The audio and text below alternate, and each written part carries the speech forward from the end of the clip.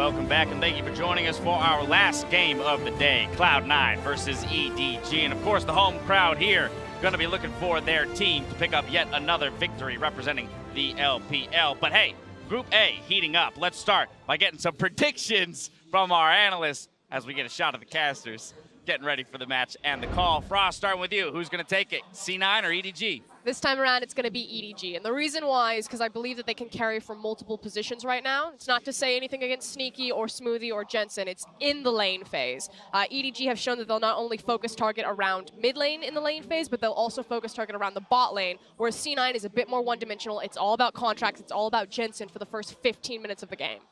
I'm going for Cloud9, actually. Curveball. Yeah, let's hear it. Yes, I think that Cloud9 actually are playing pretty well because they are playing aggressive early. They are committing. That's what we have seen today. The teams that are willing to go all the way with the strategy, win or lose, are actually getting the advantage, and I think that they're going to be able to do so against an EDG that had a heartbreaking loss yesterday. That means that Deficio gets the tiebreaker here in the predictions. Yeah, but last time it was 3-0, we were wrong, so I don't know if it means anything. It but, probably I get to be right. Yeah, I guess. Well, I'm going EDG. Maybe. So Okay. I'm with Frost here. I'm especially looking at the fact that Scout and Clearlove have shown great mid-jungle synergy, especially here at Worlds, but also back in the LPL in certain games. They should be able to match what Jensen and Contracts will be doing. And I actually favor the bot lane of EDG above the one from C9, especially in the late game. I think iBoy has actually been pretty good in a lot of these fights here. So I see EDG winning the late game, which is where I think the game is going to go. Yeah, quick hit. Specifically on the late game, I think Cloud9 have much better objective setup, particularly vision control, than EDG and most of the LPL teams do. But I think their team fighting is sometimes just a little bit disjointed. They seem a little bit slow to the punch. And where EDG do struggle with team fighting, Cloud9 won't punish them for those mistakes. All right, well, there you have it. We have a split desk. We'll find out which prediction is correct soon enough. Time to throw it back over to the casters to get us into the final game of the day. Hello again, and thank you everyone. So we're just about ready to kick off our final game of the day. So here are the teams with Cloud9 on the blue side here for this one. The group is kind of spiced up a lot. Oh, yeah. Given what we've just seen, but in the top lane, Impact. In the jungle, Contracts. Mid laner, Jensen. Their bot lane is Sneaky, support Smoothie, and their coach, Reapid. Yeah, this match means so much for the group. EDG is going to be coming in from the red side. We have Mouse in the top lane, Clearlove 7 in the jungle, Scout in mid, iBoy and Mako in the bot lane with Coach Nope. Lots of questions around EDG today. I think it's fair to say, yes, this match means a lot, but what type of EDG are going to play in this match is always going to be my first question. Yesterday was heartbreaking. We all know that that's not the kind of game you ever want to lose, and will that affect them? They're known as an emotional side. Yeah, and it's about as much win as it can get in week 1 without being a mathematical elimination because they are already 0-2. You don't necessarily see SKT as an easy bet in any way, and C9 can actually gain so much with the win over EDG here based on how handily C9 defeated AHQ, which could move their wins up substantially towards the end of it. So C9 wants this game just as much as EDG do, and it has so much importance. Certainly does, and I think SKT have now put themselves up as a clear favorites, which was expected, but I believe we're going to have a three-way tie for second, technically, I guess, with each team, if Cloud9 win here. Oh, sorry, if EDG win. If EDG win, I'm bad at math. it's definitely a possibility. EDG, of course, you'd call it a must-win, as you guys mentioned, and the question here is, you know, iBoy, Deficio mentioned him, that's the place that I want to start with this team. I'm very high on iBoy. He's only played 25 odd games in competitive, and now he's up against Sneaky, who's been around for years. And iBoy has looked great at the World Championship. As much as you think about nerves on a rookie and how that can affect people, and even Contracts talked about being incredibly nervous in his first game against SKT and said he made some poor decisions.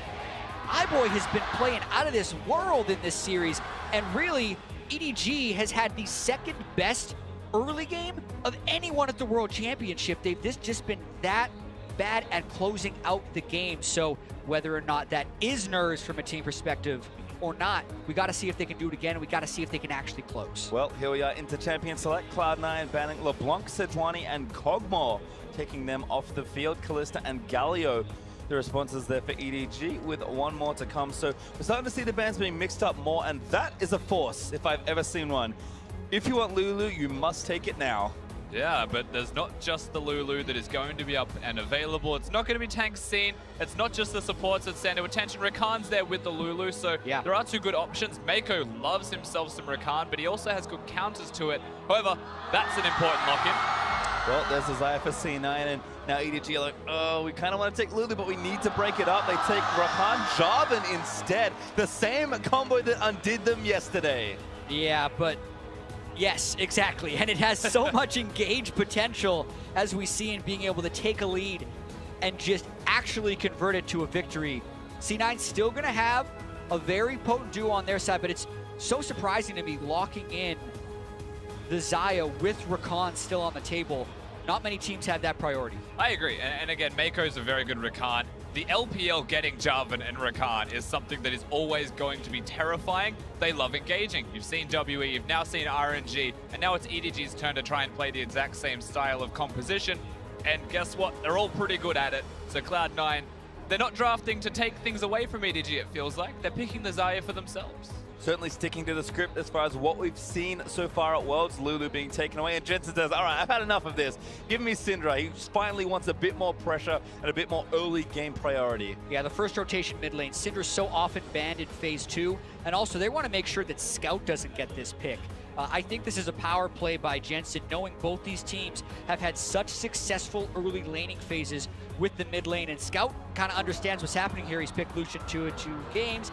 He's contemplating it. This is a hard matchup into Syndra, but he goes for it anyway. It's a hard matchup, but it is an achievable matchup for the Lucian to be able to outplay it in some way. He's a Hex Drinker builder as well, if he's ever wanting to be defensive, and I feel like that's the reason that Scout's gone towards this, but he's chosen it over something like Corki, and they've picked it early before they go into the next draft phase, and they didn't lock an AD carry. Well, I'm excited because it's a very exciting matchup in the mid lane, but we'll get there in the game as Ezreal banned by EDG, taking that away from Contracts, who has, I believe, been playing quite a lot of it since his advent into the jungle. Rumble, the response there from C9, trying to really pick apart the other ends of the comp from EDG. Exactly, and yes, this is going to be a sensor game, but it's not going to be the one we've seen a lot of where they're just doing this late game arms race of who can scale up the fastest. We have a lot of engage and a lot of action coming out of this mid lane. Not to mention with the Rakan and Jarvan, you know there's going to be engages that need to happen in the mid-game. And I really like the Rumble ban taking away magic damage from the composition of EDG. Now their AD carry with Kog'Maw gone, they are starting to run out of magic damage dealing options, and there might actually just be a world where the Lucian ends up in the AD carry role to have magic damage if that's where the draft gets pushed towards. Well, Elise also going to take even more magic damage out, but that... Oh, okay, they think it's top lane Jarvan, that's why. All right, makes sense there. I mean, for me, in my head, Clearlove's played so much Jarvan in his very long career, but you're right, often seen top lane as well.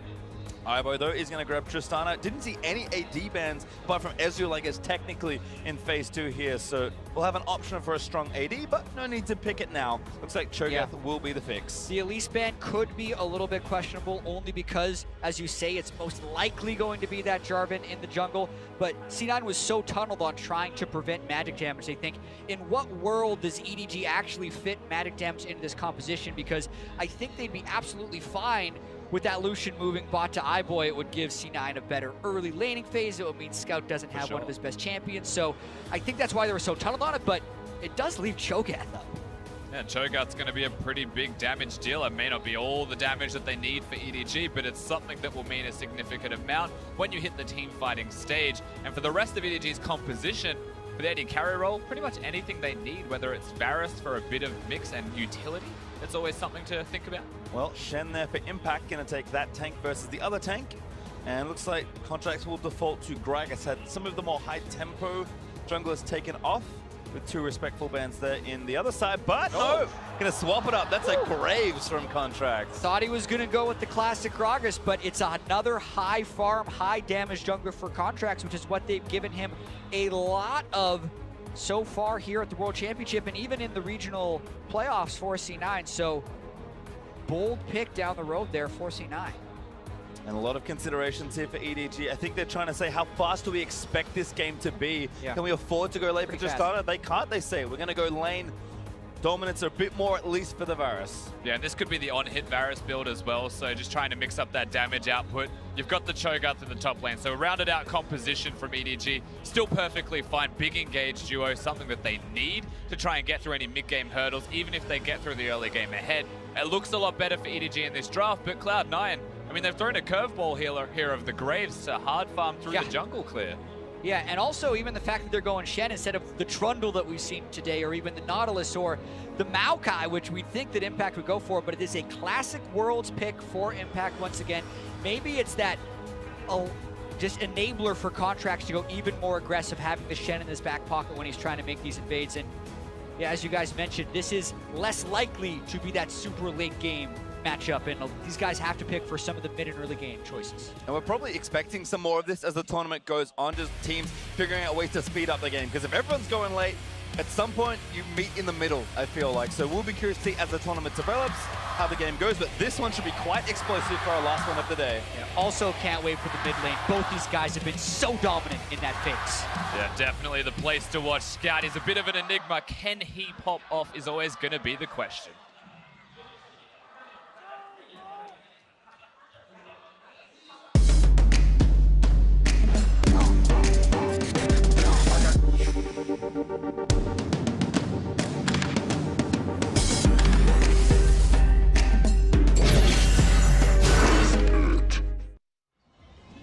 Alrighty, a week almost done as we gear up to finish day number 3 here. C9 versus EDG.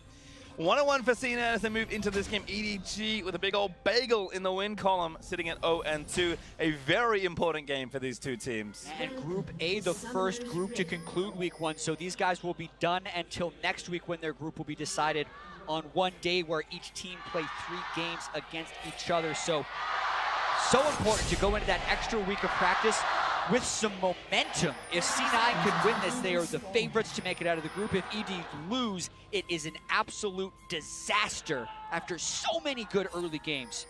Yeah, definitely true. So they need this win now, try and reset the defeat and victory ratio for themselves, or week number 2 becomes rather dire.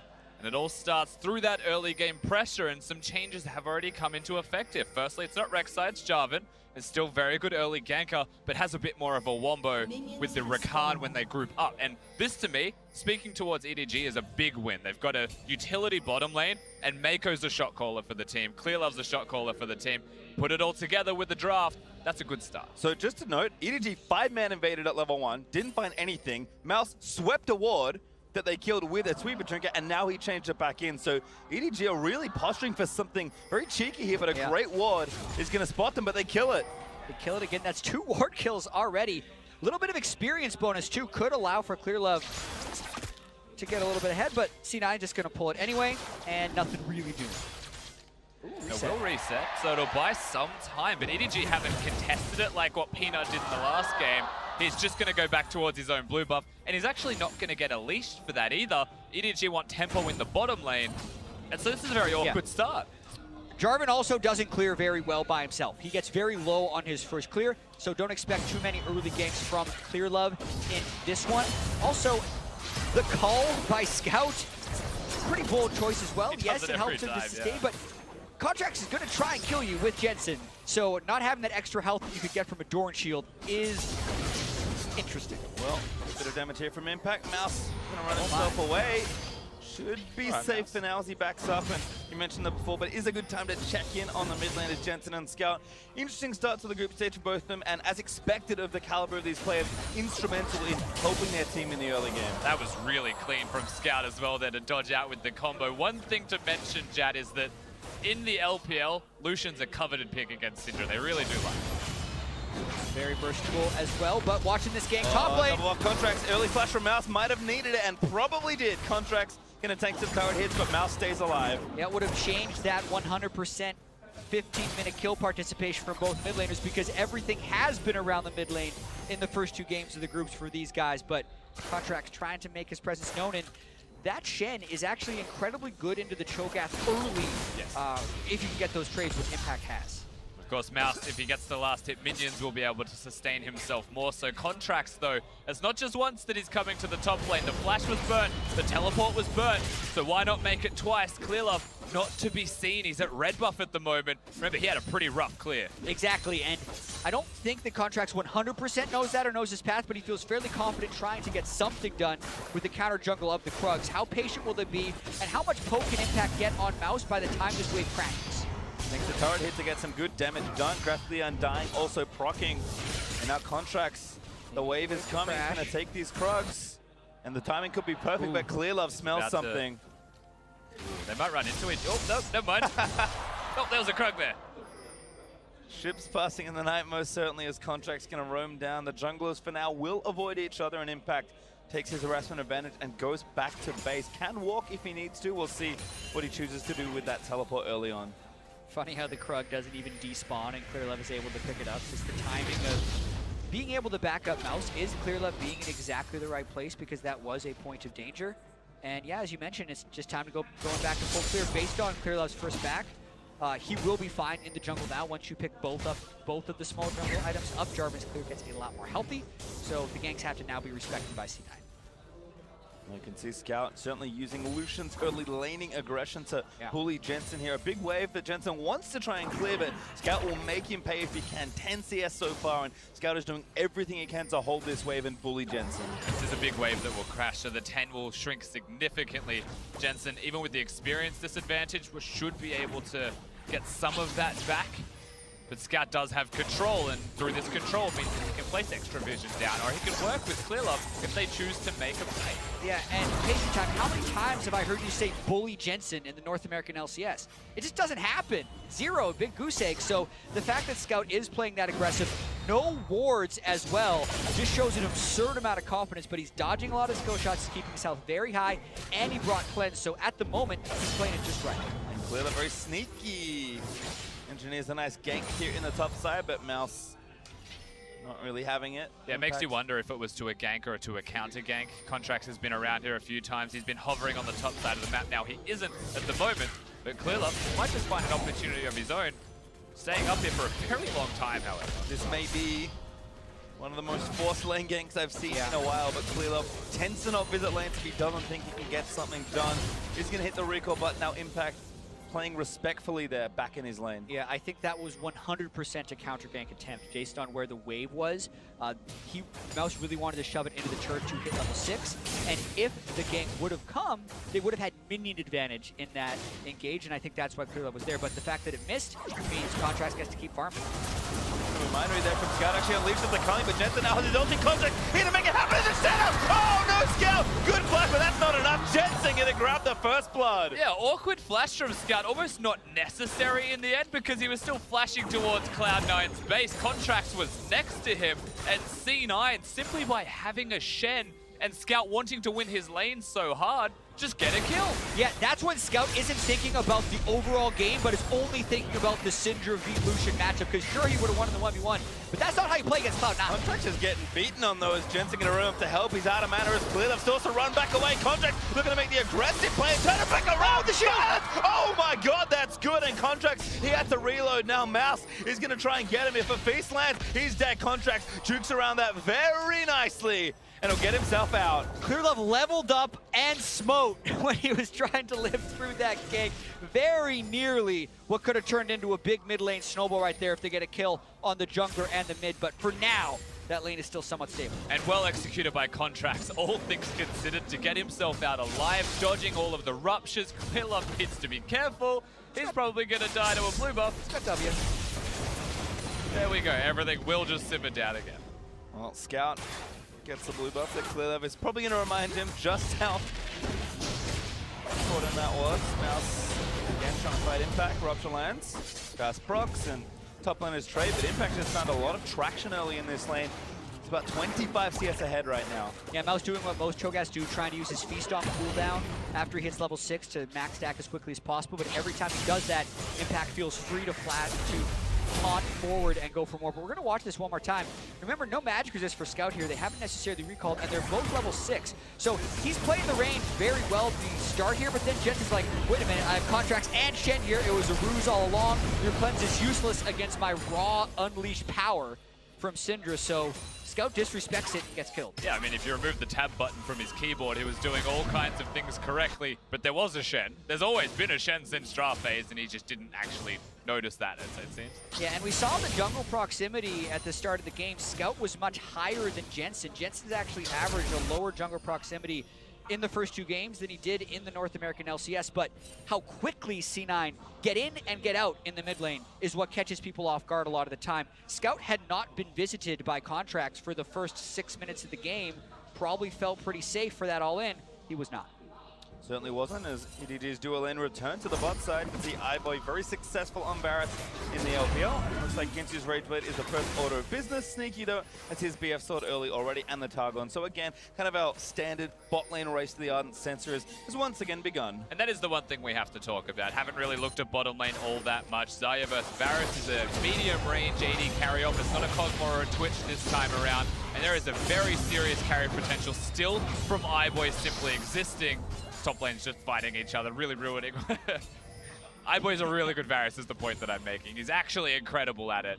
And it's one of the few champions, like, he plays Ashe and he relentlessly feeds. But for some reason, Varus, which has similarities, he's really good at. And this has a huge mid-game power spike if they get to the Ginsu's Rage Blade before Sneaky can get to the Essence Reaver and Zeal upgrade. And currently their laning phase has been quite strong. We obviously have visited down there because all of the ganks have been happening on the top or mid side of the map, but we have to watch out for those power spikes. Well, a bit more attention here. Mako is now level 6, so either lane pressure or even roam pressure can be very heavily applied with this Rakan.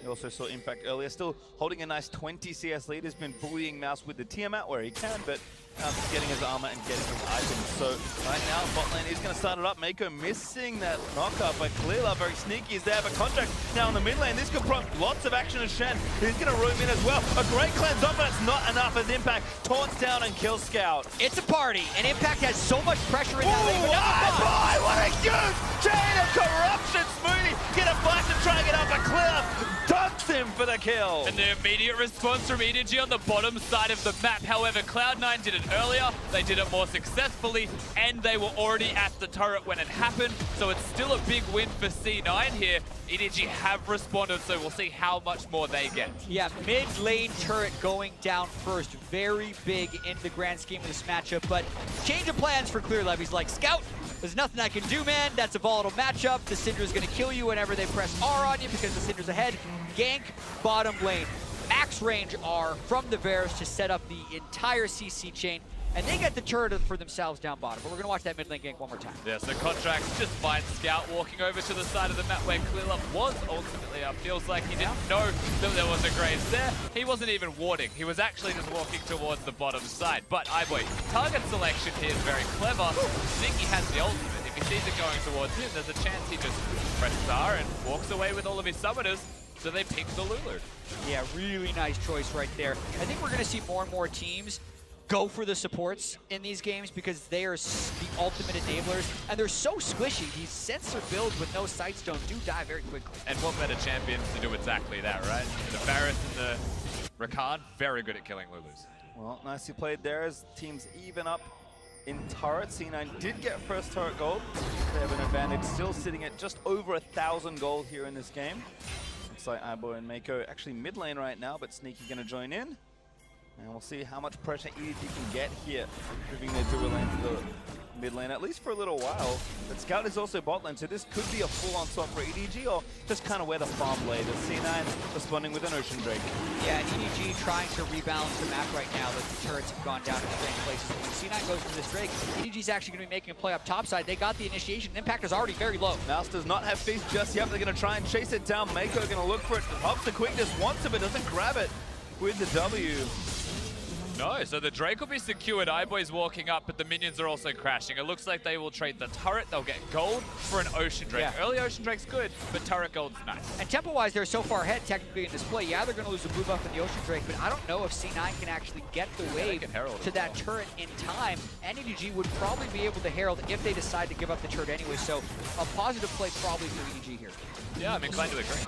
Past that, even getting the Herald means the mid lane outer turret's a realistic opportunity to trade what Cloud9 did earlier with their first gank towards that lane, so it could work out super well. It's about the continuation of the play, though. Do they go for another kill onto Impact, or do they actually take the Herald?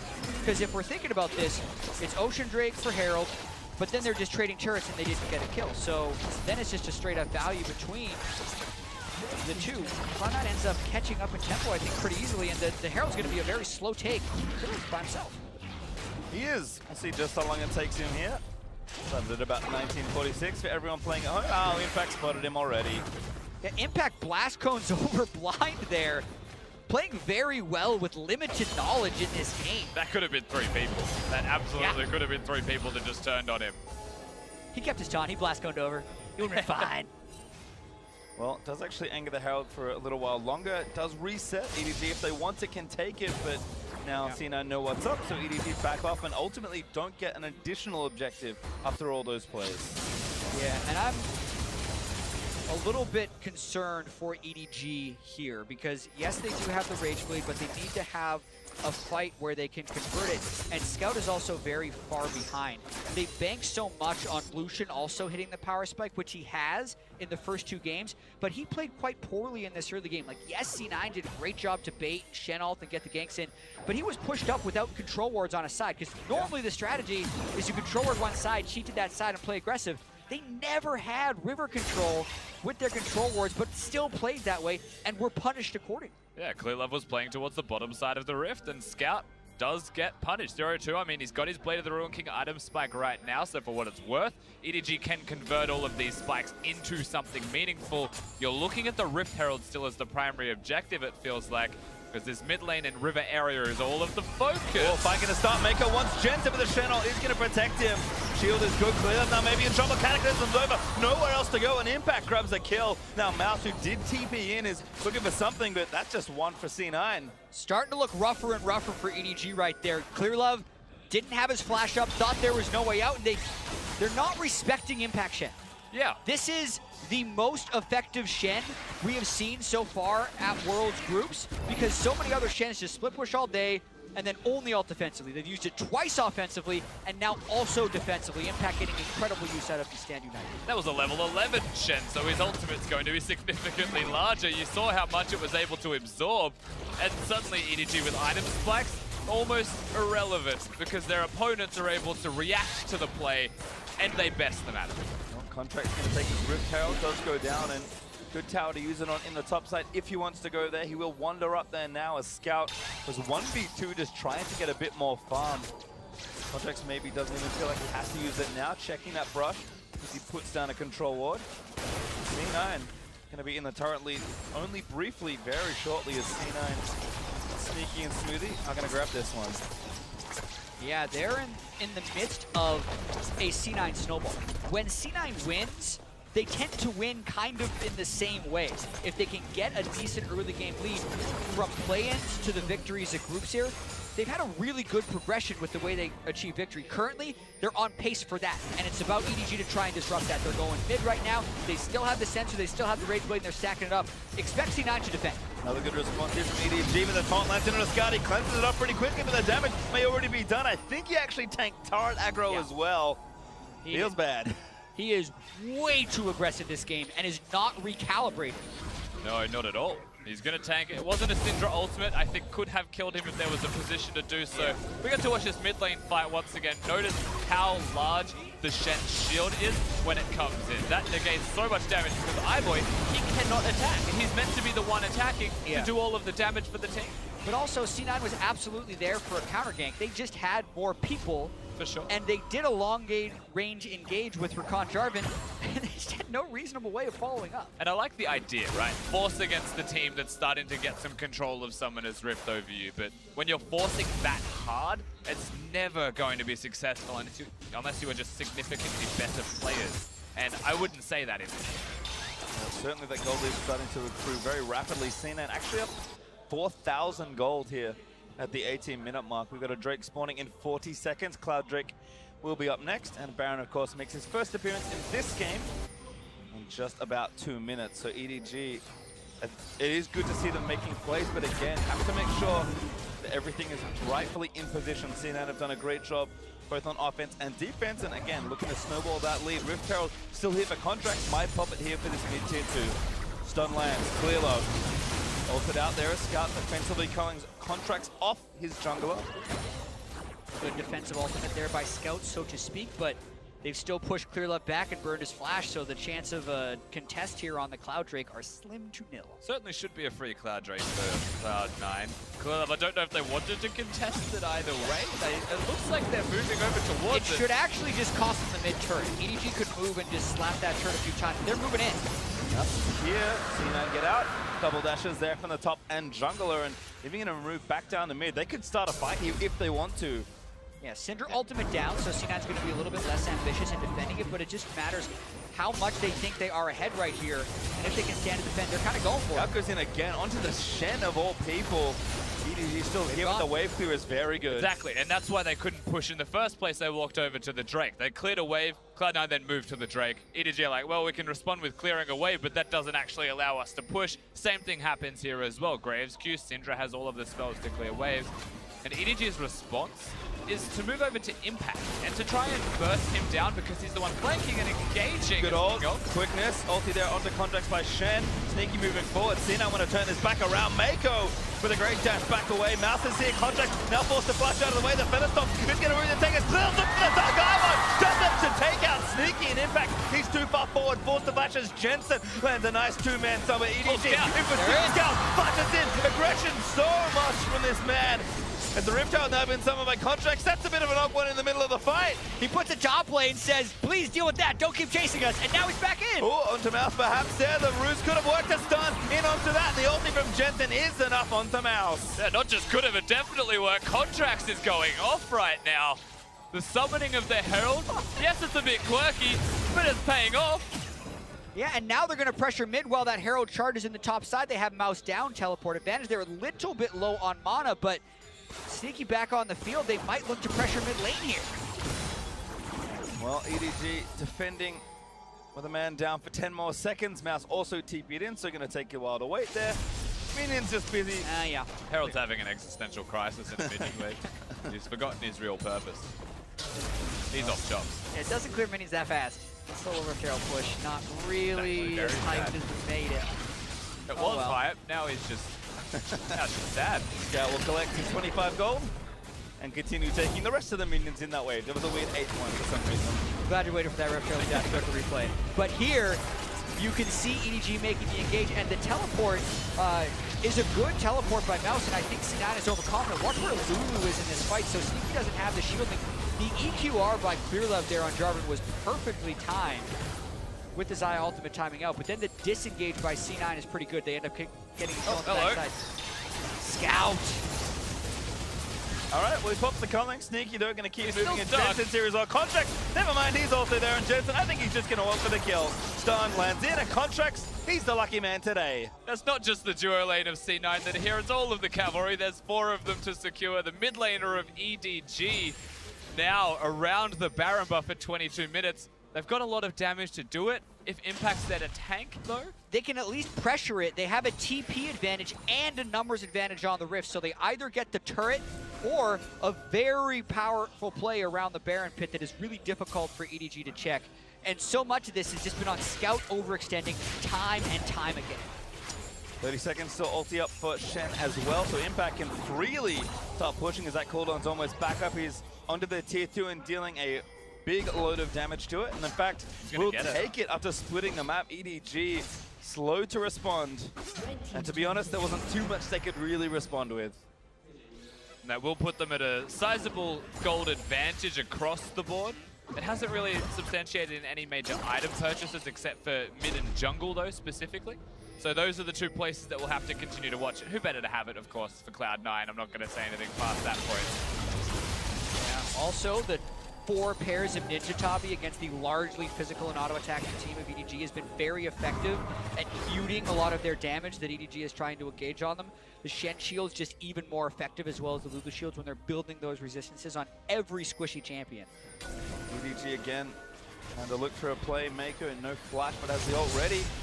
Contracts maybe is the pick. Cataclysm lands for the shield again, and Xayah just turns back around for the damage from Mako. A big knock-up there, finds 2 with the Featherstop. He's going to protect the carry. Scout gets one as Mouse eats Contracts for the first kill of the team fight. They keep getting these picks, and EDG, I don't think they want anything past that. They'll just take the pick and back it up. That's still a win for them. The jungler is dead, so Baron's just a pipe dream for C9. They'll have to lick their wounds and go back to base. That's the second time it's happened now.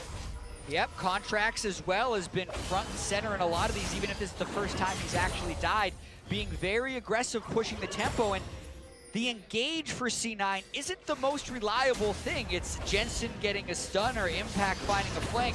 So actually the type of fights they almost hope to happen is EDG running into them and C9 being able to turn it around. But if they're not grouped enough, when EDG does run into them, it doesn't work. Like, what is this, a double marksman flank between Contracts and Sneaky? They nearly burst down Clear Love, but the rest of their team is so far away. Look at Cinder and Lulu on the mini-map. Contracts is already dead. EDG's been fighting 4v3 for a while, and EDG just walked away after the kill. Yeah, a big problem for EDG is always going to be follow-up, but if Cloud9 are going to walk to them separated, it's very easy to initiate in the first place. And that is one thing they will have a truckload of between a Jarvan and a Rakan. Second pick in a row now. We did mention already the importance of this game for both these teams, but we are going to have a look at EDG and kind of the roller coaster they've actually been on as they look to close out their first week of groups. These are their first 2 games, and these are some gold graphs, and that is a wild ride. Exactly. They're going to get the near 10,000 goal lead in these 2 games. When are they going to blow it was been the question. But in this game, they actually have never had control. This is a completely new experience for EDG in this particular group stage. Yes, they could come back from deficits in the LPL, but Worlds is also a whole nother story. C9, actually not the best team at closing victories, but do win fast when they win. And amusingly, that is a concern for both of these teams. How do they close out when they get those leads? C9 making some mistakes with the lead in this game. EDG is still very good at playing defensively when they don't have leads, and that might be the battle we see ensue here. Yeah, in North America, it was a bit of a problem for C9, specifically even in the playoffs. They had at one point a 10,000 goal lead and 3 inhibitors down to Team Dignitas. We're not able to win that and got knocked out of the playoffs. But in the Worlds play-in, as well as the Worlds group stage, when they're ahead, they've been lights out with closing. So the boot camp, the practice has cleaned things up as of late for C9. And the snowball still here, 5,500 gold ahead and counting, as C9 also pick up a second mascot Drake for themselves. Looks like we got one more coming as well, because there wouldn't be a C9 game without them. EDG, though, trying to again spot something here in the mid lane. Looks like Impact actually aggressively teleported to try and get the wave pushing, but he does have ulti. That means the set play starts to begin for Cloud9. The fact that he's teleported down there, has the Titanic Hydra, has a lot of AD, then no one's going to be killing him in that side lane, but he pressures, he draws Mouse. Ultimately, if they want to, they could force a teleport from Mouse then and try and play the teleport advantage game. But the problem with what Impact has done is that he's used one of his 2 teleports. And so if he ever teleports to a play, he's not going to have one himself. Shen usually has an advantage with that. Exactly. You're wondering where C9 would try and make that force, or they're just waiting for EDG to try and get vision. Syndra's still a very threatening pick champion if they can get any type of fog of war advantage. That's why double Farsight Totem on the side of EDG wants to make sure they're not face checking when necessary. And even just pulling the Cho'Gath away really helps the vision game, because Mouse is the guy who needs to be face checking. No one else is nearly as tanky, and if they get caught by a Syndra stun, they're probably dead. Which is very curious, because both tanks are going to be the top laners that are on the side lane. The one difference is that Shen's ultimate can make a tank out of someone, Lulu's shields and ultimate can make a tank out of someone, where Rakan's shields are much less significant in that respect, and is more there for the engage. So C9 have a slight edge, even in a no-tank battle. Well, again, C9 certainly doing a lot of preparation here around the Baron. Their wards are starting to go down. Face check there. Ivo again gets the root, but a good little buffer there from Contract.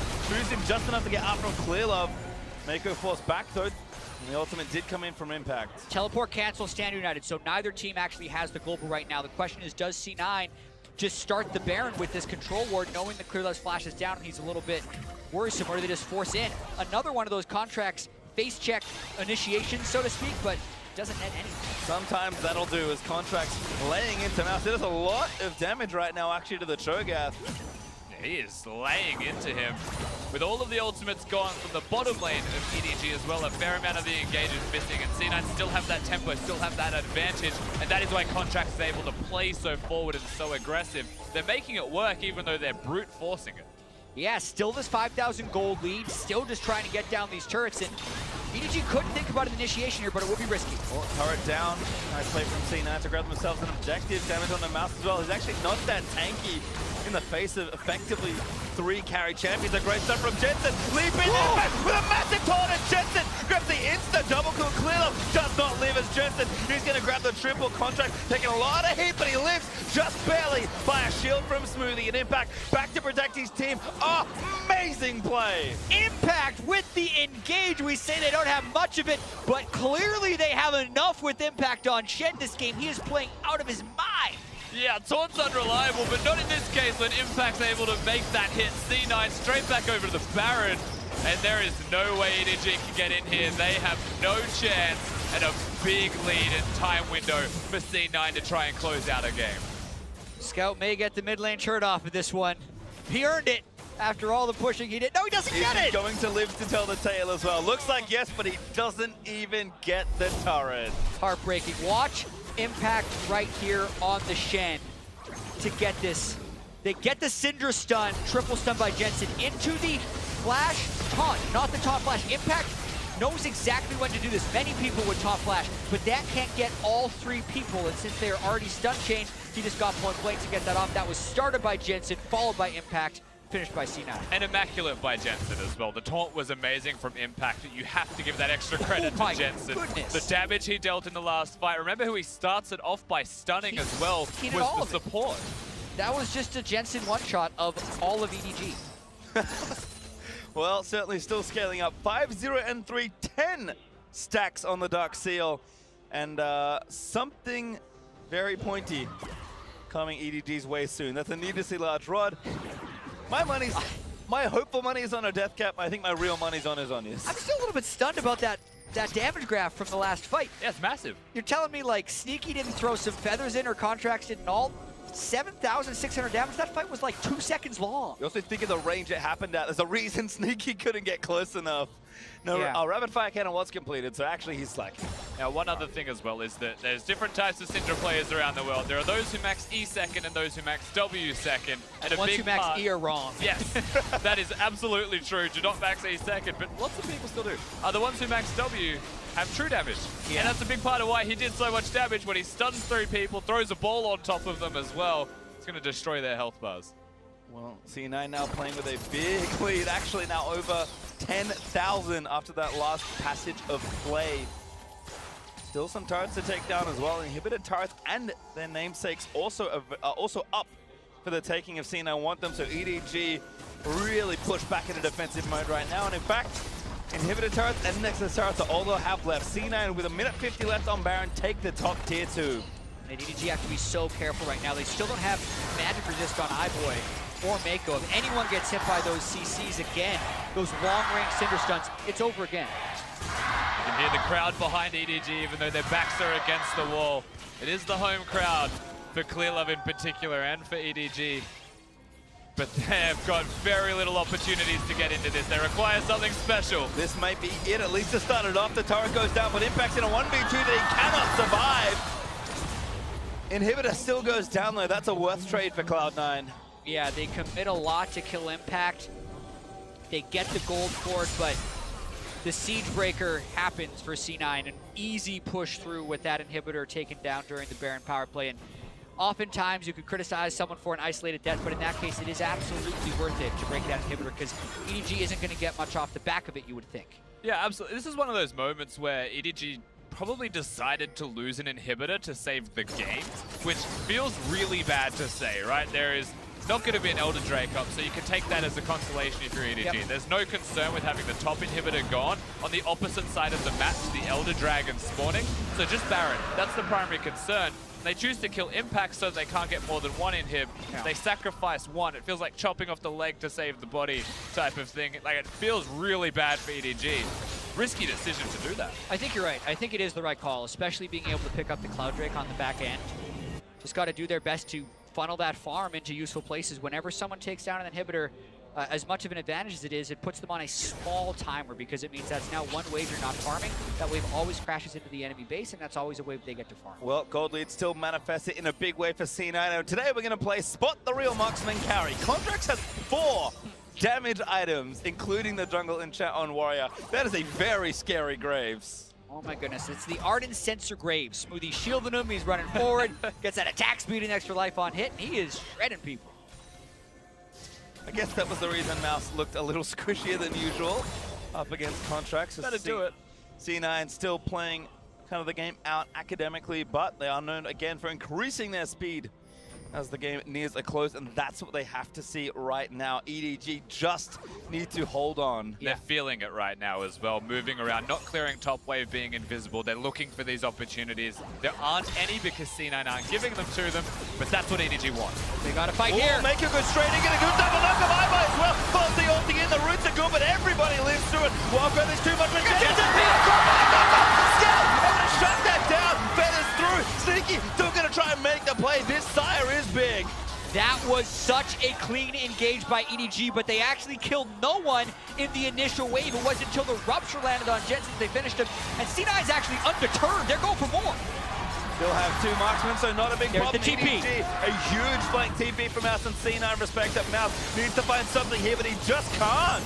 It's to push them away, but he's in trouble. Yep, feathers through again. So much damage to these Oh, two. no. Damage shields impact. Barely gonna miss that top, but C9 undeterred. Scout back into the mix, and Sneaky does manage to kill Mouse. Sneaky though still living. Smoothie no ult, but he has the shield. Sneaky again just going off in this team by the contract. A step too far, perhaps the Spirit Refuge. Scout really wants more, but they cannot close that fight. Amazingly, it's 1-for-1 because that was such a close fight. And the inhibitor is still alive, so there are worse things that could have happened to EDG at the end of that. The teleport from Mouse was not to kill them, it was to get them away from the damn inhibitor because Scout had to go back to base. This is all just damage control from EDG, but the engage they had in the middle lane was one moment that C9 pushed forwards, and EDG took it. Yeah, EDG got womboed by SKT with a huge lead yesterday. They tried to do it themselves. They're going all in with this one. Flash gets 2 of the carries. I count Contracts as a carry, but the redemption, the shields, and no Orianna or Twitch to shed through like was yesterday makes it so it's played. But the Rupture lands, and they do get a chance. And the biggest miss was that it didn't hit Smoothie. If it found the Lulu when he went forwards, they might have won the fight. C9 though. Again, gonna replay this, and like you said, Scout, very defensive TP, but a necessary one. Yeah, close to dying once again, but Iboy and Scout comes back, they do a lot of damage. Impact might have killed Mouse if that taunt connected too. Big mechanical mistake from the Shen. Yeah, very rare to see him miss that stuff. C9, as you can see, camping Baron on respawn before EDG is going to make back the base. We've got to get back to that Baron. Clearly might be going for a steal. Oh, clearly he's trying to get it, but a great taunt from Impact will stop that. Sneaky gets the last hit on the Baron, and C9 back on the power play. Yeah, this power play should mean the bottom lane inhibitor. If they're able to push mid at the same time, then it should actually be all 3, and then it's EDG's turn. They have to make the engage again, but Rakan has no flash this time. Varus has no flash this time. There's so many summoners gone. Yeah. How are they going to do it? It's probably a 3-inhib cycle, but they got to try, you would think. And when we look to their captain, Clearlove, the soul certainly of this team, especially in his hometown of Wuhan, but Mako must make the play without his flash. His ulti is up right now, but EDG are running out of time. Yeah, no flash on Clearlove either, just the initiation tool's not there, down 5 flashes. They're just having to stand and watch while C9 takes this, and C9 knows full well that EDG used all of their initiation in that last fight, so got to be careful not to group up. Smoothie is the key, as you mentioned, staying behind that engage to prevent the catastrophe of a full-on initiation. Now 3 inhibs down, Baron up. Eventually, EDG's going to have to go. They will have to with 3 inhibitors gone because the super minions now double up. They'll start to push in about 1 minute from now. It's going to overwhelm the EDG base. But in 1 minute from now, flashes are up and available. So when do they go in this window?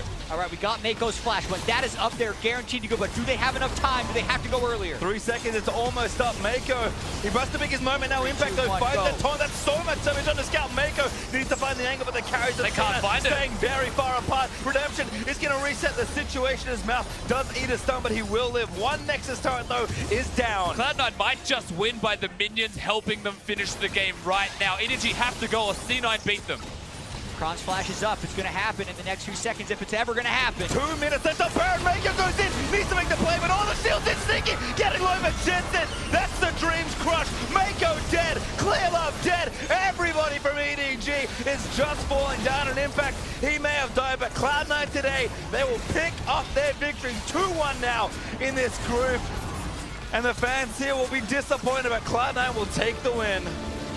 Yeah, C9 does not have to play to the crowd. at Worlds. 2-1 in the group stage as their week 1 concludes. And this one ended like almost all of their victories have ended. They've taken that early lead, they've played it well, and they'll find a way to get the initiations when necessary to close it out. Impact, to me, was the standout player. Impact and Jensen, the solo laners of Cloud9, had a standout performance. That 7,000 damage team fight pretty much just sealed the whole game for them. Yes, they had the snowball. Boy, did he hit it home. And so impressive as C9 to kind of win the way they've always won back home in the NALCS, to do it on the world stage. Yes, they had an impressive play, but EDG is a fearsome opponent, and today they managed to take them down in a very clean game. And even though everyone in the group has beaten EDG, C9 was the first one to beat them in the early game, which is definitely where C9's strengths have lied so far here at Worlds. They're continuing to play their style as well. The early Syndra pick, first rotation, making sure it can't go down to phase 2 of bans. Playing up against Scout, who played his 3rd Lucian game in a row and got kills in both of those previous matchups. Shut that down completely. So C9 came to play today. Clean from C9, but it's gotta hurt to be an EDG fan, or EDG is the team itself at the moment. The 0-3, this game was a deserved loss for them. The other two did not feel like that at all. It's just such a hard thing to contextualize for them, though, because that's 3 in a row, and it means that next week they need to win pretty much all of them to even have a chance. Yeah, especially for ClearLove. He's gone to Worlds and made it out of groups 3 years in a row, but now faced with an 0-3.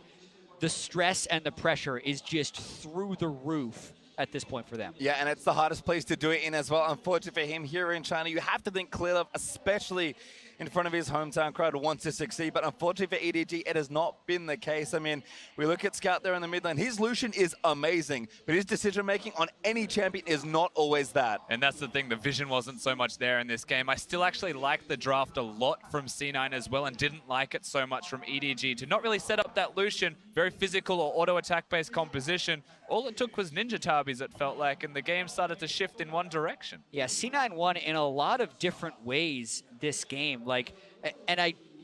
So many people, I feel like, often discredit Jensen because of the help that he gets. But if it was that easy to play around mid lane, everyone would do it. Everyone they face, especially for the first time, gets surprised by how well and how quickly they can play around that lane. So Jensen definitely shut down Scout today in a big way. Well, no surprises now. We actually are going to speak to the man himself to hear more about Cloud9's win. Let's hand it over to Shox, who's ready with their mid laner.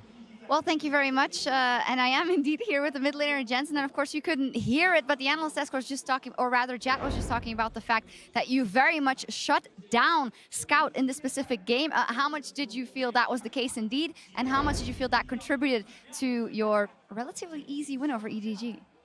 Honestly, I would say it was a team effort, mainly because we were just playing 1v1 for the early game and nothing really happened. But then we saw an opening with the Shen ult, and then once Lucian as a champion falls behind, it's really hard for him to snowball, because Lucian as a champion kind of needs to snowball, in my opinion, to be like really relevant in a game. And I think we played really well around mid pressure. So I think, I don't know if it was disrespectful of him to pick Lucian into us, but I think it kind of played the way we wanted to play the game. Maybe some moves he did was also disrespectful, but I don't want to take anything away from you guys. You guys capitalized. You guys played fantastically with a Graves jungle, and I was up in the room where a lot of the NA casters were sitting to watch the game, and they were kind of baffled. So, of course, it won, so you have that in your back pocket. Why are you going through these other picks, and why Graves specifically here? This is going to sound really weird, but we only played one game of Graves and scrims. Reaper just thought, it could work in some matchups, so we tried it, and then on stage, it looked like an okay situation, and it was just like, yeah, let's just try it out. And it's something he's played in the past, obviously, so it's not like, it's a pick he's comfortable with for sure, but we definitely haven't had much practice with it, but it went the way we wanted it to go, so I'm glad it worked out. Yeah, fantastic. It kind of worked, so let's do it. It's only like a super important game in the group stage. But Jensen, how are you feeling? We, of course, know what happened versus SKT, but after that, everything picked up again. So how are you feeling on the Rift? I'm feeling pretty good right now. We're 2-1 in the group right now. Hopefully we can beat SKT next week, but I think this is kind of the expected position for us to be in, I'd say. It's definitely a hard group to be in, but I'm glad we were able to take down EDG and HQ, and then, hopefully next week we can do even better. But overall, I'm pretty satisfied with the way we've been playing, and just the result has been pretty good as well. Have you been feeling good? I've seen you tweeting, of course, as always, even during the play-in stage. And then, you know, well, the last year's tweet, we're not going to repeat that one again and stuff like that. But are you feeling good? Yeah, I'm feeling pretty good. I haven't really had any tweets regarding the groups yet, I think. But yeah, I've just been kind of calm, but you know, might have to spice it up a bit next week here. I think so too. Well, you spiced it up versus EDG. Fantastic game. Thank you very much, Jensen. And we'll be going back to you guys over at the desk. Thank you very much, Shocks. Heartbreak for EDG and LPL fans as they move to 0-3, but for NA fans and Cloud9, 2-1 on the week, sitting pretty. That's going to feel good, and they did it with a new look. We heard a little bit of the insight there on the Graves jungle pick, but it's definitely something that, again, is going to shake up the way that teams are approaching the picks and bans, these few pocket picks that teams are pulling out. It's not just the Graves, though. Impact showing us that the Dog Champs got a bite, and with the Ninja Tavi against an all physical damage composition, he just killed it, crushing in laning phase, utilizing the Stand United with the Graves, which is, I think, what the idea was. You have an aggressive jungler just always invading. It would have worked wonders had it gone with the Ezreal jungle, so I understand why EDG banned it. Yeah, huge credit not only to Impact on his individual performance, but also to Coach Reaper standing behind Cloud9. Now, Reaper used to be the coach of EDG, so he knows this team very well, and I feel like it's just a great pick against EDG themselves. They always like to go all in on the engagements, and Shen punished that over-eagerness, over-aggression every single time. Which is actually why I was a little bit surprised in the second ban phase that you guys can see. We had the Ezreal and the Rek'Sai coming in. Now, I understand obviously the point where you're a little bit afraid of this early game from contracts, but if you're drafting Lucian in the first phase, you know Rumble is going to get banned. And then you know you don't really have an AP top left, and you want to get rid of tanks, because they will just stack armor and become unkillable, basically. Things like Gragas could have been banned away. Obviously, the Shen and Maokai as well could have been banned. Like, I felt like the early jungle bans they came in with here with the Rek'Sai and Ezreal were kind of weird and didn't really fit actually what they were already drafting. It's a bit too hard right now to especially pigeonhole those bans to get rid of all the tanks right now. Especially Cloud9 even has Nautilus, right? They even have Nautilus in their I'd rather give them Nautilus than Shen. That's a good point, though, that of all the teams, C9 has an additional tank at their disposal in the top lane. So it's tough to work around in that ban phase. But you talk about the aggression from EDG and how Shen can play into that aggression. Let's go to the mid lane. Let's take a look at this first blood as Scout gets a little bit too aggressive going for a solo kill up against Jensen, but it'll be turned back around on him. Yeah, this is actually why I don't think Scout is a top 20 player here at Worlds, because at this point in the game he needs to consider, is Shen level 6? That's a yes. Does he know where the jungle is? Well, the jungler right now is out of vision, so he doesn't actually know if Contract is near him. Is his own jungler nearby to maybe help him? No. So basically right now you should never go aggressive, because Shen can ulti, enemy jungler can show up, and your own jungler will never be there to back you up. And yet, Scout jumps forward, dies, loses flash. What happens right after? Well, he gets ganked again, and he dies one more time. And is that C9's mid laner getting, you know, a lead in the early game? We have seen that before. Normally works pretty well. Like, Scout is making these super dumb decisions without any information, and it's costing his team. And that is classic Scout. I would love to say that this is uncharacteristic for him, that this will never happen again, but this has actually just been his MO throughout the LPL. He's either a god or he will cost you the game single-handedly. And if you give gold to Jensen, he'll do work with that gold. Let's fast forward to the triple kill at EDG's base. A triple stun, tons of damage, the nice follow-up top by Impact. This one was sick, so just keep your eyes out on the Syndra. The ball was dropped earlier and it just hit everybody with a huge follow-up from Jensen into the wild growth. And while the ultimate from Graves is not enough to follow up, look at how they escaped. The shield from Lulu on contracts right at the very end, and another one from Impact to keep his carries alive. And there was a lot of concerns coming into Worlds regarding C9's ability to close games. Like, we knew they could get ahead in the early game. In the game yesterday, we showed a stat saying they were actually the second worst team at Worlds in terms of always, you know, winning with a gold lead.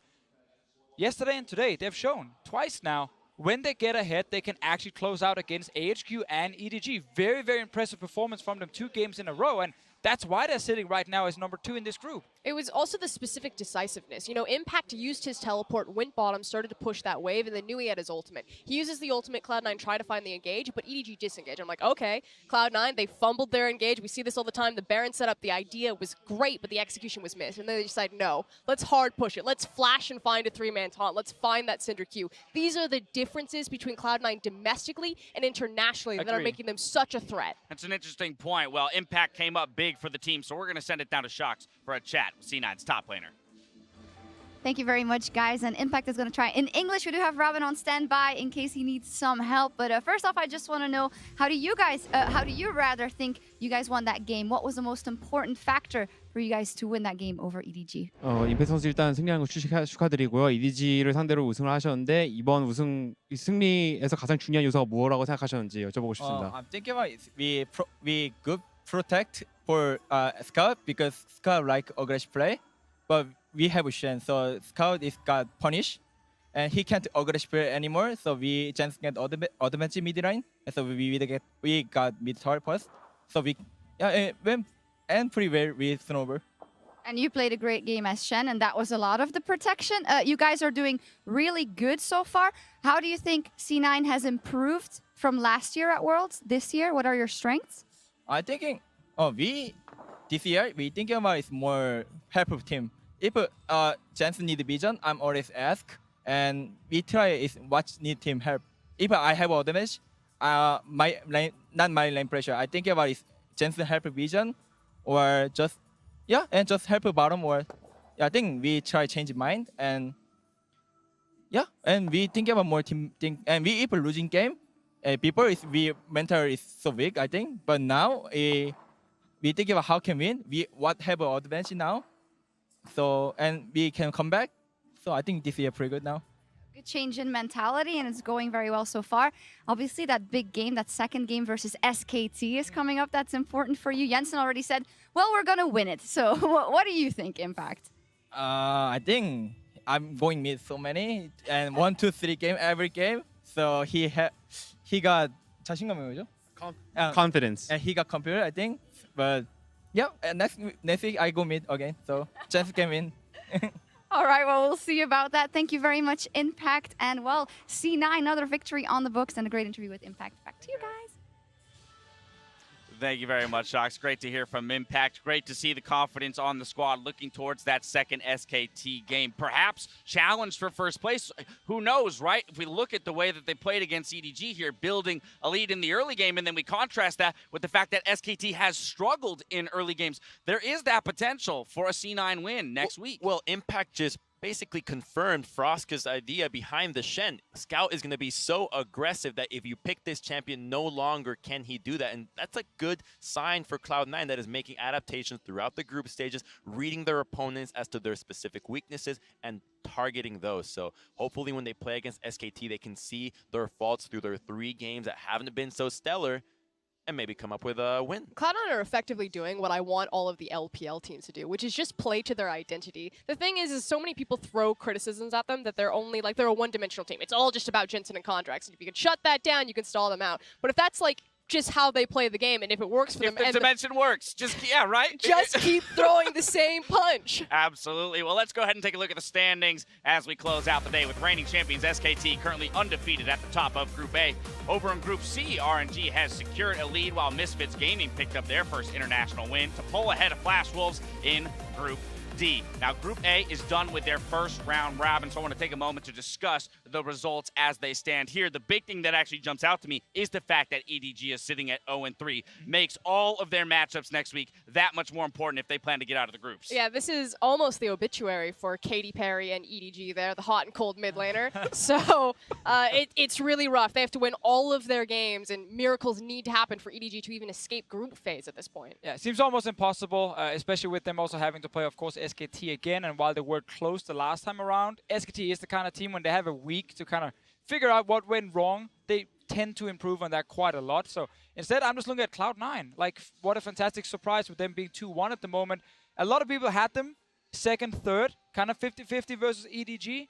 The fact they just stomped them here in this last game shows that Cloud9 are the best team right now, at least. Now, Group A is done for the week, but the rest of the teams still have one game left to play. If we look at tomorrow's schedule, Flash Wolves will get a chance to gain some ground when they go up against Team WE in our first game, followed by a clash between TSM and Misfits Gaming. From there, the teams in Groups B and C take to the stage with G2 Esports and RNG closing out the day. And I know I'm super excited to see Gigabyte Marines versus Immortals, see what other tricks they've got left in the bag. Oh, I mean, the way that Immortals plays domestically, if they get baited in to something by Gigabyte Marines, I could see all hell breaking loose on the Rift. But what about G2 RNG? That's what I really want to see, even though we have to wait till the last game of the day, because if G2 can actually take that game, the group is all shaken up. RNG have the opportunity to just put everybody else down, keep themselves high above water, and almost guarantee themselves making it out. Wouldn't that be something if RNG and G2 were sitting at 2-1 and it was Samsung Galaxy that was actually in third place moving into the second week? I know you really got take it. a big I'll old take smile it. on the face over there. I'm really scared right now because when I saw RNG beat Samsung, I'm like, oh, okay, G2 are not going to beat Samsung because Samsung is just a better version of G2. So now they will have to beat RNG in these games here to make it out of this group. And obviously, if you are a European fan, you're kind of hoping that this G2 can make it out as maybe the one team. But then doesn't that mean that RNG just beat the better version of G2 as well? Possibly. That's Right? why I'm kind of nervous. Yeah. You know, I'm not really very confident right now. On the topic of EU teams as well, though, we heard from Maxwell earlier today. He's giving himself a 50-50 shot against TSM, but I do think that with their win today, it does make that matchup tomorrow much more interesting. What are our initial thoughts on that matchup? I mean, TSM look crisp. They look clean. They look dominant at early, mid, and late game. They have great individual performers, not just in Doublelift and Bjergsen. We expect that, but also in Hanser. So that is, to me, that feels more like a 70-30, but I'll take Max Floor. All right, well, every NA and EU team won their games today, but something's got to give tomorrow with that matchup. Be sure to join Shocks, DeFicio, and Papa Smithy for Worlds tonight in just a few minutes as they take a look back on today's action. Now for myself, the casters, and the entire live broadcast crew, thank you for watching, and we'll see you tomorrow for more Worlds 2017. Good night. We've seen all of the teams in action, and with our competitors fighting to get an edge in their group, we've got an explosive day ahead of us. LPL is playing up against North America twice, which it has been the rivalry as to who can be the second best team. Throws the ultimate down, and that's only going to hit Svenskeren, and that could be the kill that WE needs, though, to gain control of this jungle. Biofrost gets unleashed on as well. G8's down. Ben tries to run out here, missing on the top side. Beautiful damage coming in. Doublelift, the reset. The focus is perfect, but Doublelift has found the reset, and he says, here we go, TSM. TSM find themselves the ace. They rip through Team WE. TSM will sit atop of Group D.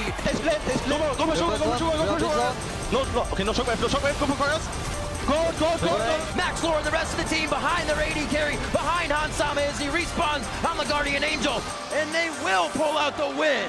Flashes up so he can pretty much deny any of that positioning, but over the wall goes G2 for Crash. Nice. Booming. We can. Nice. No, they got Drake. Oh, man. Freebie! Towie picks up Peanut in the brush. Fish lands in, but amusing, but oh my god, hurting so much damage on 12, but he's maybe gonna live, trying to steal, helping out, he can't do a bang, manages to find the snipe, a double kill for Bang, Chowing gonna die down as well. SKT get it all, once again, undefeated here in the group. Grabs the double kill, gonna keep moving forward, still not dead, oh my god, triple kill, he's not gonna get it all, but he might grab the quadra. Kume gets out of the way, and RNG smash the team fight. All right, there you go. Everybody dead, and RNG send a message. Take down Samsung. Oh boy, what a good chain of corruption. Smoothie get a flash and try and get up a cliff.